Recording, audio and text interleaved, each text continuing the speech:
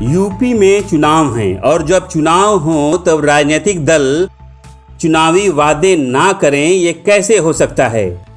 राज्य के चुनाव में तमाम राजनीतिक दलों ने अपने अपने मतदाताओं को निशाने पर लेते हुए चुनावी वादों का पिटारा खोल दिया है। लेकिन क्या ये चुनावी वादे सचमुच में जनता के हित को ध्यान में रखते हुए किए जाते हैं?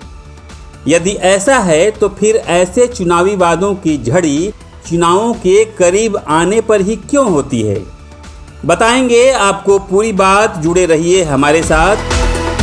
नमस्कार, मैं मनीष राज, मेरे साथ आप सुन रहे हैं समसामयिक चर्चाओं का विशेष पॉडकास्ट सुनो भाई साधो। इस खास कार्यक्रम में आप सभी का स्वागत है।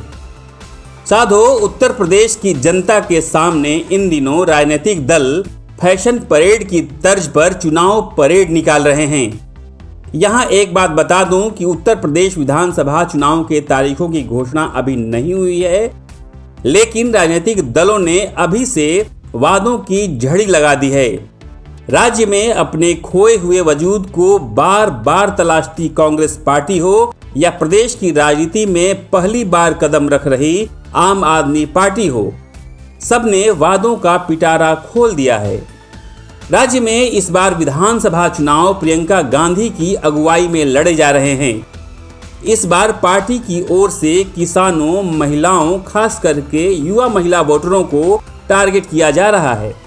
पार्टी का कहना है कि 40% टिकट महिलाओं को दिए जाएंगे, किसानों का पूरा कर्जा माफ किया जाएगा, लड़कियों को स्मार्टफोन और स्कूटी दी जाएगी, 20 लाख युवाओं को सरकारी रोजगार भी दिया जाएगा, सभी लोगों का बिजली बिल आधा माफ किया जाएगा। अपने लोक लुभावन वादों की बदौलत दिल्ली की सत्ता पर कब्जा जमाई आम आदमी पार्टी भी उत्तर प्रदेश में अपना आजमाया हुआ नुस्खा लेकर जनता के सामने पहुंची है और वादों की झड़ी लगा दी है। आप पार्टी की ओर से कहा गया है कि उसकी सरकार बनने पर घरेलू उपभोक्ताओं को 300 यूनिट बिजली फ्री मिलेगी, बकाये बिजली बिल को पूरा माफ किया जाएगा, किसानों को खेतीबाड़ी के लिए 24 घंटे फ्री बिजली दी जाएगी। रही बात समाजवादी पार्टी की, तो वो फिर अपनी कुर्सी पाने के लिए हर तिकड़म आजमाने को तैयार है। पार्टी प्रमुख अखिलेश यादव ने कहा है कि सरकार बनने के पहले 6 महीने में वो बलिया से लखनऊ के लिए हाईवे का नारियल फोड़ेंगे। सपा ने कहा है कि किसानों के भुगतान के लिए अलग से एक फंड उनकी सरकार बनाएगी। पार्टी का कहना है कि उसकी पिछली सरकार में भी 2000 करोड़ रुपया का एक फंड किसानों के लिए बनाया गया था। सपा ने एम्बुलेंस सेवा के लिए एम्बुलेंसों की संख्या बढ़ाने की भी बात कही है।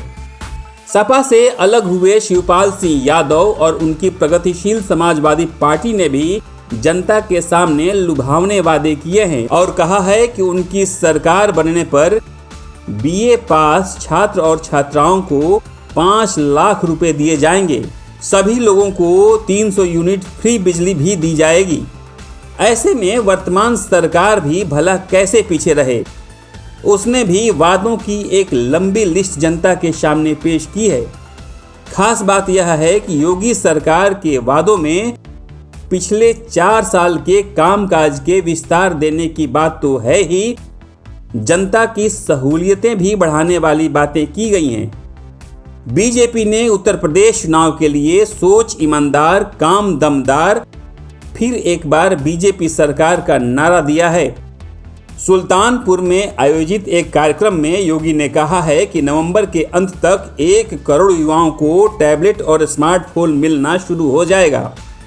भाजपा का कहना है कि राज्य में माफियाओं और अपराधियों की कमर तोड़ दी गई है। माफियाओं के कब्जे से मुक्त कराई गई जमीन पर सरकार घर बनाकर दलितों को देगी। ये तो रही अलग अलग दलों के वादों की फेहरिस्त, लेकिन असल बात यह है कि क्या ऐसे वादे भोली भाली जनता को भरमाकर सत्ता की कुर्सी हथियाने का नुस्खा है या फिर जनहितकारी भावनाओं का उबाल?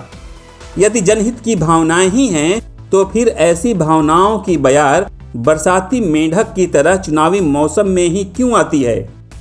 वो किसी ने लिखा भी है कि जनता से बड़ा प्यार है ऐसा हर नेता जताते हैं, लेकिन नौकरी और रोजगार की बात करो तो चुप हो जाते हैं। देश में आजादी के बाद से बीते 70-75 साल कम नहीं होते। यदि राजनेता अपने वादों पर कायम रहते तो विकास के नए प्रतिमान गढ़े गए होते, लेकिन ऐसा हुआ नहीं।